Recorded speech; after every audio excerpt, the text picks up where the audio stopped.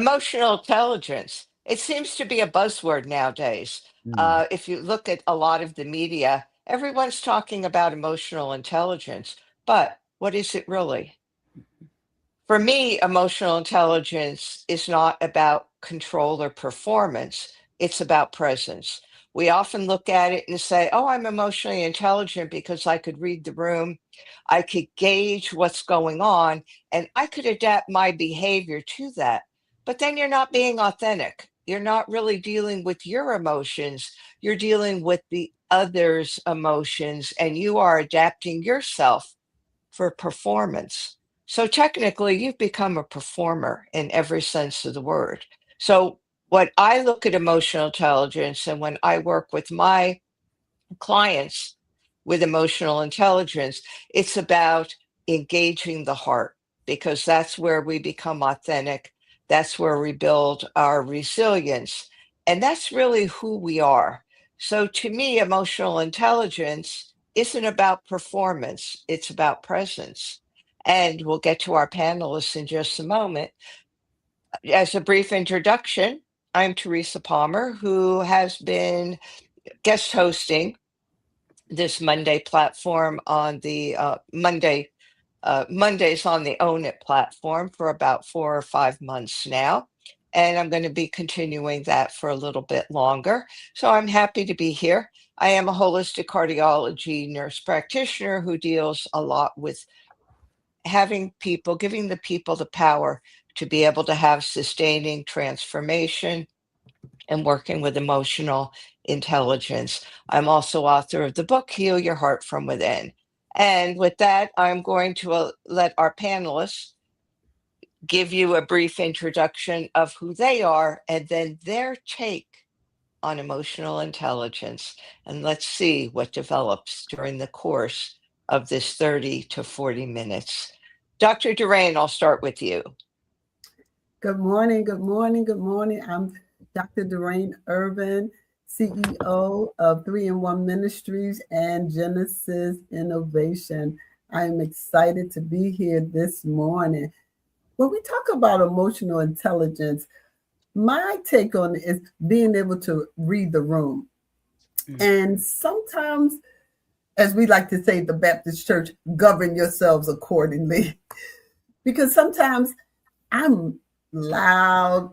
I think Tiffany and LuLu, we all cut from the same cloth. We sometimes kind of come in loud and, people call it aggressive. I call it confident, putting my little flavor on it. LuLu, you know how it was when you interviewed me.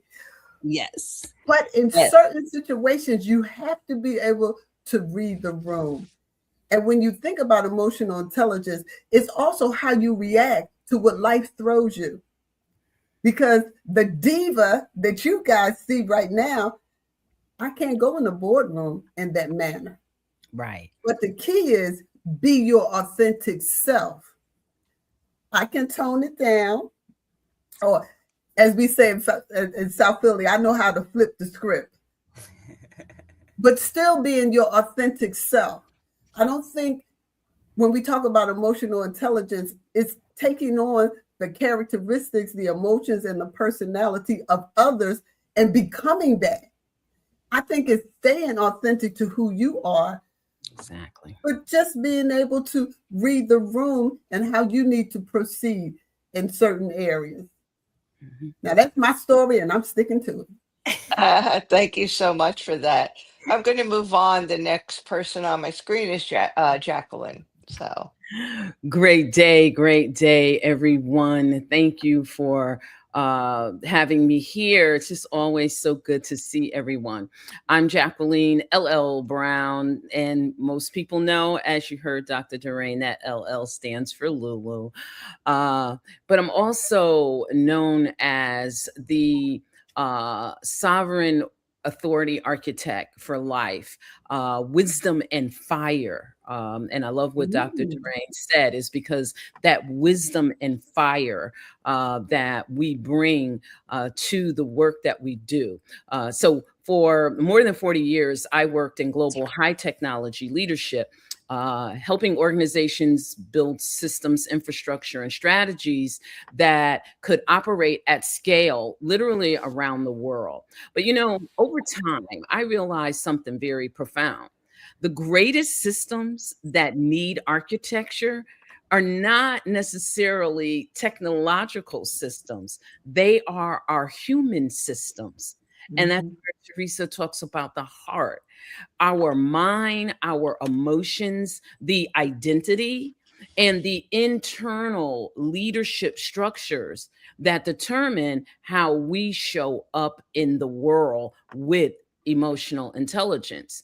Because many high achieving people are incredibly successful externally, yet internally, they are navigating stress, they're Mhm. navigating misalignment, sometimes exhaustion, and environments that constantly pull them away from who they truly are. Dr. Rain touched on that. So when I think about emotional intelligence and I think about the work that I do in helping leaders, particularly women, re-architect their internal leadership systems, though we call it, I call it sovereign leadership and divine feminine principles.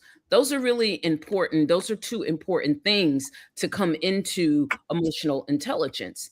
You have to be sovereign in your leadership, and you do need to apply those divine feminine principles. And it's not just about, well, those principles are for women. No, those divine feminine principles are for everyone. That's where your empathy comes from, your diversity, your inclusion, and your understanding of others. And so when I think about emotional intelligence, I really think about governing our internal world first with enough precision that our external leadership behavior will be intentional instead of reactive. And Teresa mentioned about performing. And I love that because that's exactly what I mean when I say be intentional and not reactive. So, what I call sovereign leadership is actually emotional intelligence. And it's one of the most powerful gateways that we can have to lead us to leveling up. Mm. I love what you both said. I think it's so important that yes, emotional intelligence goes deeper than the superficial. And if we're really just reading the room and we're in a situation, whether it be a board meeting, a conference, whatever, if we're simply adapting to what others want us to be, that's not who we are. We could be more restrained, maybe not scream and shout, Mhm. be loud, be professional, but still our own authenticity has to come through. And that's where I think we get stuck a lot of times with these buzzwords. Things become a buzzword. Oh, I'm emotionally intelligent because I went to this meeting and there were 12 people there and none of them talked and I didn't talk either. So therefore I fit in. So I'm going to see what Tiffany now has to say to us. Good morning, everyone. Thank you so much. Um, I just love this topic, and I'm going to take it into a whole different area here. I'm going to take it into an energetic area because emotional intelligence, if you're not able to manage your own emotions, you're not able as a leader to manage the rest of the emotions and the energy of the room. If you come into a room and you're very, you've got just all this stuff going on and you're just very high charged, when you go into the room, even some of those individuals that are very calm may switch and you'll see that negative kind of thing come out. Now, after 15 years in HR, I really learned how to kind of manage the energy in the room or the energy in the building. For example, if someone would come in the morning, I would always make sure I had my oil diffuser on with a citrus kind of smell. So when individuals would come in, if they were feeling down and everything, I would stop them at the door. I know down energy when I see the slouch in the shoulders, no pep in the step. You might have had a really bad night or a really bad morning. Hey, come here. Why don't you just take a nice big whiff of this amazing smell in my office? And they would sit there and they would take those whiffs. And I would just say, so how you doing? How's life? What's going on? And you would start to see the light just come on and shine. And as they left the office, they had that pep in their step. Their shoulders were nice and high, and they were ready to have a good day. The end of the day, sometimes people, we were in a building where there was a lot of action going on, right? A lot of just, you've got 600 people in a building during an event. There's a lot of emotions going on. I would catch people sometimes where, yes, they're angry, they're supercharged. Come on in here and let's get you calm. I'd have some lavender in my oil diffuser. I would always switch it up depending on what was going on in the building. And just knowing that about people and that about myself, because if I would see myself having some kind of, energetic shift go on, I would make sure that I was playing some nice soft music in my office to bring down the emotions, because I know that my emotions are going to bring that same energy to me. So for me, emotional intelligence is a little bit different, and that's my take on it. So Thank you so much. That's a good take. You're talking about the energy, and our energy extends at least 3 feet outside of us, and that energy comes from the heart, because the heart is our largest vibrational field in our body.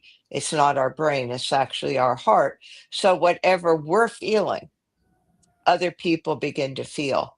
And that's why a lot of times uh, sometimes you work in a place and people say, oh, I came in feeling good today.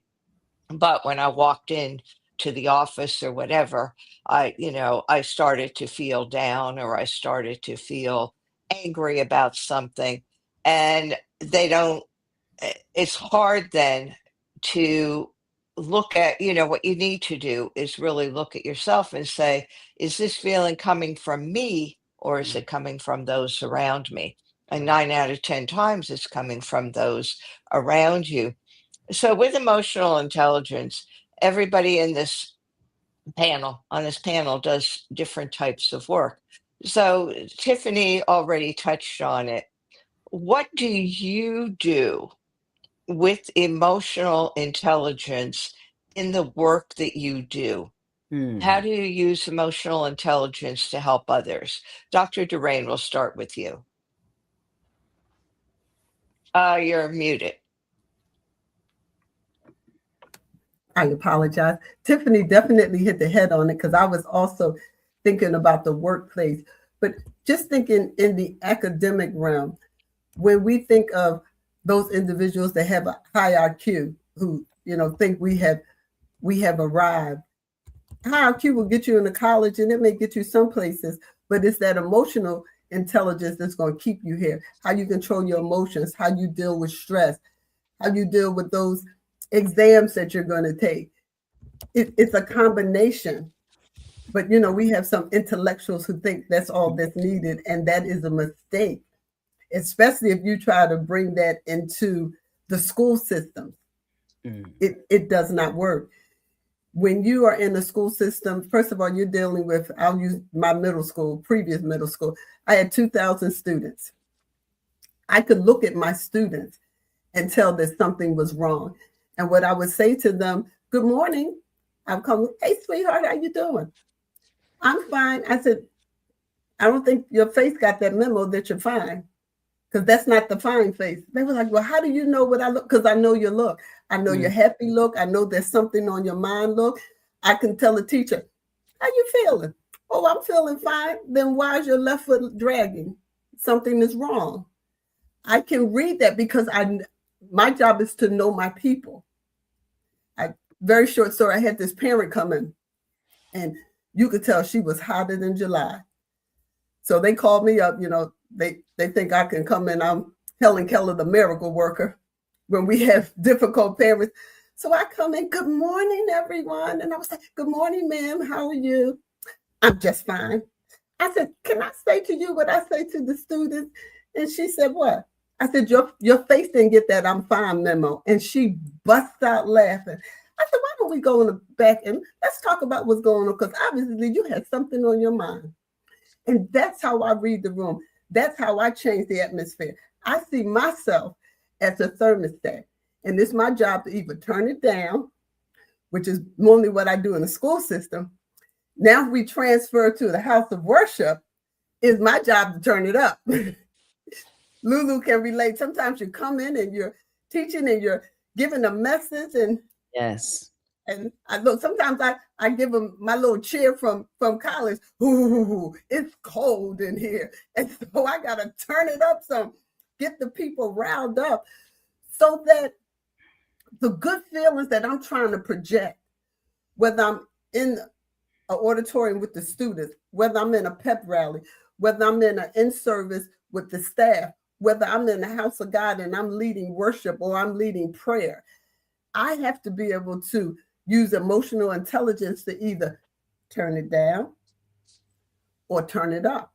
And you have to be in tune with your people. And you don't even have to know them, because I can step into a conference and can read the room and know how I need to adjust. And I think that's important that we do that. But it shows that I'm in tune with myself, because I know what I'm trying to project. I know what I'm trying to give them. They may not understand what I'm trying to give them, but I know what I'm trying to give them. And so I set the atmosphere based on what I get. Or if I get somebody that's really energetic and, they're answering questions and I can see the look on their face and they're taking notes, then I pull them in. And then I had sort of have a conversation with them, which makes other people say, well, wait, she ain't talking to me. Well, I have something I want to say. Then I get to pull them in. And I do that whether I'm with the students, the teachers, or I'm in the house of God. I think that's excellent, because what you're really touching on is you're using that ability to read the room for you to be authentic. You're adjusting the thermostat, but you're not adjusting your behavior per se. It's not like if a student is upset, then you become upset, or if somebody's quiet, you become quiet.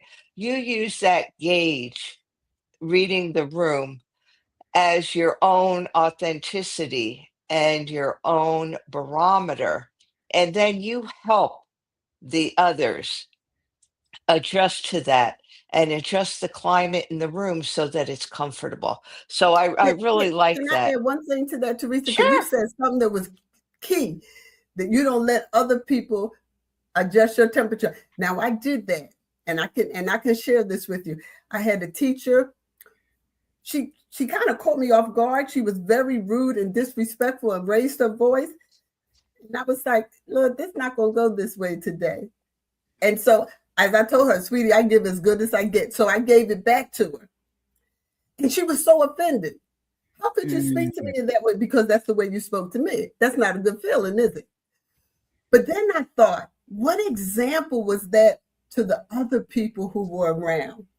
So what I did, I went to her classroom. She was a PE teacher. She had about 40-something kids.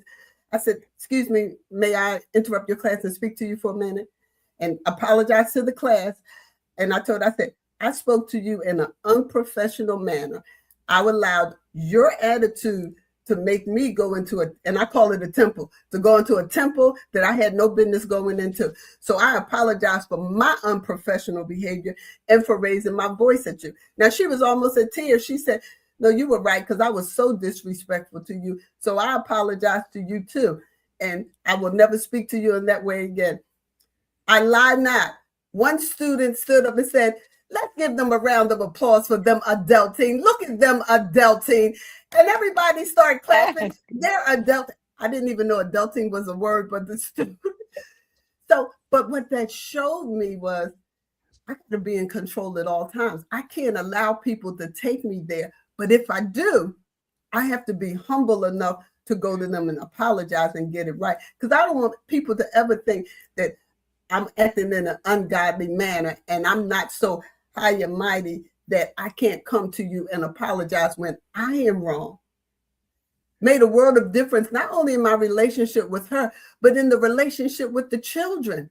Yes.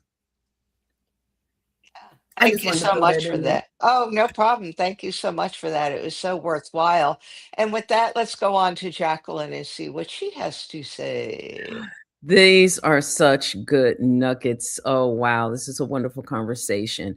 You know, as I stated earlier, as a sovereign authority architect and bringing that in with emotional intelligence, you know, I utilize it to teach women to move beyond the parts that don't serve them from an emotional and an intellectual perspective, and give them that awareness and bring them into more of a sovereign emotional state.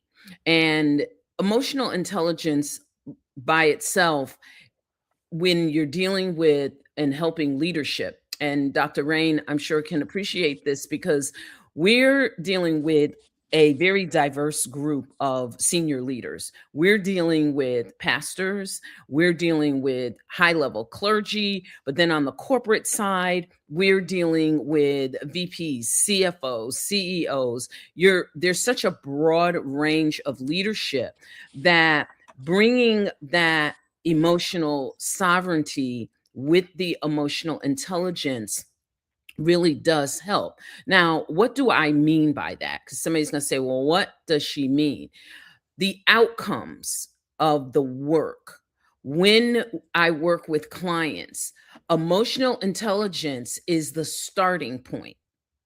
The most high achieving women pretty much already understand their emotions. So sometimes you're dealing with people that already understand what emotional intelligence is. However, sometimes what they lack is the sovereignty over the systems that produce them, all of the things around us that is producing how we behave on a daily basis. So the work that gets done is helping them to move from not just being emotionally aware, but stepping into emotional authority and then stepping into emotional sovereignty. And I heard Dr. Rain touch on that emotional authority a little. And then from there, it's really taking them into emotional sovereignty. And when that shift happens, believe it or not, several powerful outcomes emerge. They stop leading from exhaustion. Teresa talked about performance. Well, they're not leading from performance or exhaustion anymore. And they're actually coming into a place where they are helping to solve the problems and the issues. And they're not absorbing the emotions of everyone else around them. So when I look at, well, how do we utilize this when we're helping people? Well, through emotional intelligence and emotional sovereignty, they learn how to lead without absorbing all of the other things that are going on around them. And what does that do? That brings deeper peace. It gives deeper clarity for what they need to accomplish in the room. It gives them sustainable energy. And then they stop carrying the weight of everyone in the room, because you've read the room, but you don't want to carry the weight of everyone in the room. And so that's just a little bit. We're on a time limit here. That's just a little bit of the outcomes of what some of these strategies can deliver to help us become stronger decision makers, more strategic and intentional in our leadership. Thank you so much. What I love about, excuse me, what I love about our conversations and what I love about the Own It platform is this is all live. This is unscripted, uncensored. We take it where it needs to go. And we don't know at the beginning of the half hour or 40 minutes where we're going. It just evolves. And I think that that's really wonderful, but it's also what emotional intelligence is, because we're actually reading the room. And by the room, I mean our Zoom and our panel. We're reading what each other has to offer. We're reading how we come into this, what we're doing, and then we create our own emotional, authentic responses to what is going on around us. So I think this is a great example. Did we set out to do this? Who knows? Maybe we did. But I think we're a great example of using the emotional intelligence, using our own authenticity in order to give others information, inspire others, to motivate others. And with that said, let's go to Tiffany, who has already touched on how she helps people. Absolutely, absolutely. Yeah. Again, it's reading that room. And when you do learn how to have emotional intelligence with yourself first, right? Learning the power of the pause, which that's what I teach my clients. Learn that power of the pause, because once you just pause and take a breath, that will change the trajectory of how you're about to speak or how you're about to show up, just taking that moment to pause. So emotional intelligence, again, knowing you so you can know how to understand and read the room and understand that you have the power to change how the room is. If it's going to be negative, if it's going to be positive, you have the power to change that. So, yeah. Yeah, I love that. I think sometimes we forget that we have the power. Each of us has that power, and that power comes from our authenticity, from our emotional intelligence, from our resilience, and all that starts in the heart. So to me, our true power lies within our heart, and I think it's something that we don't always give credence and credit to, because we're taught a lot to be in our head, not in our heart. And that's a conversation for another time, because we really need a balance. We need heart and head on the same page. So, any last words that anybody wants to say? Is there anything that anybody would like to give a final word or words? You're You're muted. muted. I see your lips moving.